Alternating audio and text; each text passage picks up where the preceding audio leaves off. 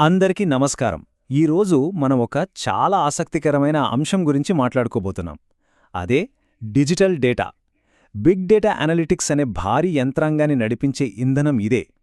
మరి అసలు ఈ ప్రపంచం ఎలా పనిచేస్తుందో లోతుగా చూద్దామా? అబ్బా, ఒక్కసారి ఈ నంబర్ చూడండి. 463 ఎగ్జాబైట్స్. 2025 నాటికి మనం ప్రతిరోజూ సృష్టించబోయే డేటా అంచనా ఇది. నమ్మశక్యంగా లేదు కదూ! ఇంత భారీ మొత్తం డేటా అంటే అసలు ఏంటి? ఇంత పెద్ద మొత్తంలో డేటా మన చుట్టూ ఉంది. మరి దానితో మనం ఏం చేస్తాం? దాని శక్తిని అర్థం చేసుకోవాలంటే ముందుగా మనం దాని మూలాల్లోకి వెళ్ళాలి. అసలు డేటా అంటే ఏంటో తెలుసుకోవాలి. సరే, అన్నింటికన్నా ముందుగా అసలు ఈ డిజిటల్ డేటా అంటే ఏమిటో విడమరిచి చూద్దాం.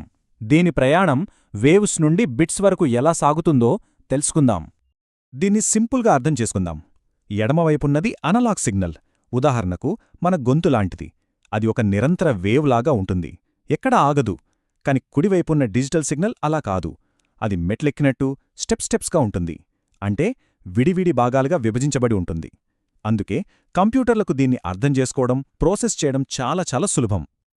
సో దీని అంతిమ సారాంశమేంటంటే, మనం చూసే ప్రతి ఫోటో, వినే ప్రతి పాట, చదివే ప్రతి డాక్యుమెంట్ దాని మూలంలోకి వెళ్తే అదొక సుదీర్ఘమైన సున్నాలు, ఒకట్ల గొలుసు మాత్రమే.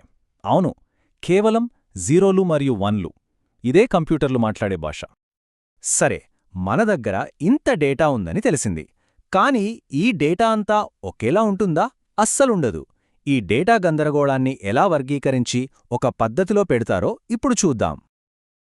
స్థూలంగా చెప్పాలంటే డేటాను 3 ప్రధాన రకాలుగా విభజిస్తారన్నమాట. అవి స్ట్రక్చర్డ్, అన్స్ట్రక్చర్డ్ మరియు సెమీ స్ట్రక్చర్డ్.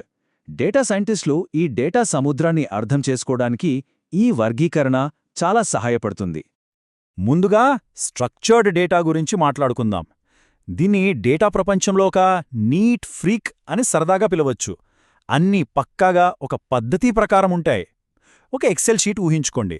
అందులో పేరు, రోల్ నంబర్, మార్కులు అన్నీ వాటి కాలమ్స్లో, వరుసలలో ఎంత చక్కగా అమర్చుంటాయో ఇది కూడా అంతే. ఇక దీనికి పూర్తి వ్యతిరేకం అన్స్ట్రక్చర్డ్ డేటా. దీన్ని ఒక క్రియేటివ్ మెస్ అని చెప్పొచ్చు. అంటే మన కంప్యూటర్లోని ఒక ఫోల్డర్లో ఫోటోలు, వీడియోలు, టెక్స్ట్ ఫైల్స్, ఆడియో ఫైల్స్ అన్నీ కలిపి పడేస్తే ఎలా ఉంటుందో అలా ఉంటుంది. దీనికి ఒక నిర్దిష్టమైన నిర్మాణం అంటూ ఏమీ ఉండదు. నిజానికి ప్రపంచంలోని 90% డేటా ఈ రకానికే చెందింది. మరి ఈ రెండు విపరీతాల మధ్యలో ఏముంది? అక్కడే సెమీ స్ట్రక్చర్డ్ డేటా వస్తోంది.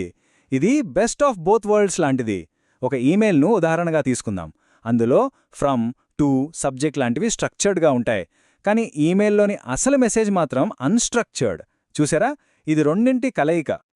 సరే, ఇన్ని రకాల డేటాను మనం ఎందుకు సేకరిస్తున్నాం? దీనివల్ల ప్రయోజనం ఏంటి? అసలు ముడి వాస్తవాలుగా ఉండే ఈ డేటా తెలివైన నిర్ణయాలు తీసుకునేలా ఎలా రూపాంతరం చెందుతుందో ఇప్పుడు చూద్దాం. ఈ కొటేషన్ విషయాన్ని సూటిగా చెప్పేసింది. డేటా అనేది ఒక ముడి పదార్థం లాంటిది.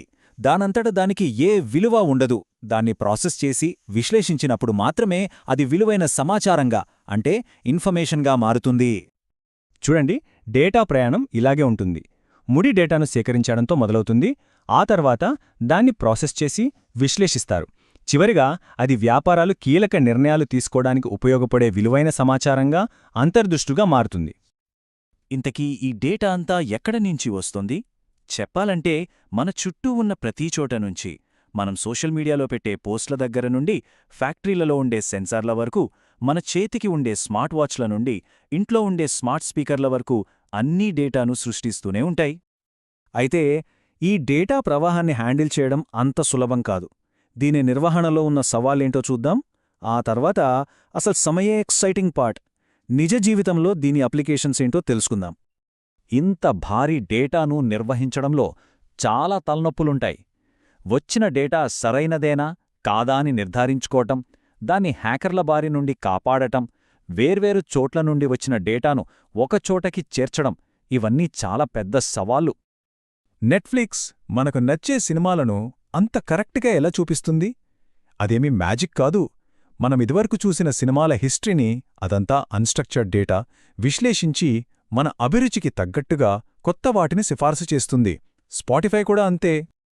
అమెజాన్ కూడా ఇదే పద్ధతిని వాడుతుంది. మనం కొన్న వస్తువులు, మనం క్లిక్ చేసిన ప్రాడక్ట్లు, వీటన్నిటినీ అనలైజ్ చేసి మన కోసమే ఒక పర్సనలైజ్డ్ స్టోర్ను సృష్టిస్తుంది. ఇక్కడ స్ట్రక్చర్డ్, అన్‌స్ట్రక్చర్డ్ డేటా రెండూ ఉపయోగపడతాయి. ఇది కేవలం వినోదం, షాపింగ్లకే పరిమితం కాదు. ఆరోగ్య రంగంలో అయితే ఇది ప్రాణాలను కాపాడుతోంది. రోగుల డేటాను విశ్లేషించడం ద్వారా వ్యాధులు ఎప్పుడు, ఎక్కడ ప్రబల్తాయో అంచనా వేయొచ్చు, అలాగే మెరుగైన చికిత్సా పద్ధతులను రూపొందించవచ్చు. ఇది నిజంగా ఒక విప్లవం. అద్భుతం!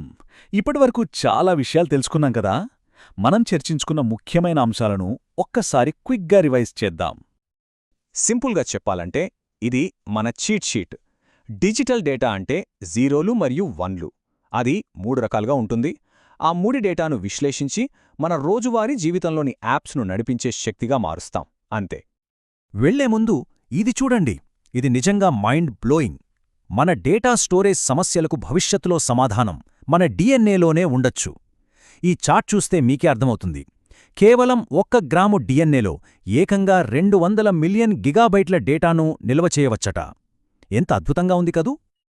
చివరిగా ఒక ఆలోచింపజేసే ప్రశ్నతో ముగిద్దాం. డేటా మన జీవితంలో ఇంతలా పెనవేసుకుపోయిన ఈ సమయంలో దానిని ఎలా వాడుతున్నారు, ఎవరు వాడుతున్నారు, దేనికోసం వాడుతున్నారు అనే దానిపై మనం ఎలాంటి ముఖ్యమైన ప్రశ్నలు వేసుకోవాలి? దీని గురించి తప్పకుండా ఆలోచించండి. ధన్యవాదాలు.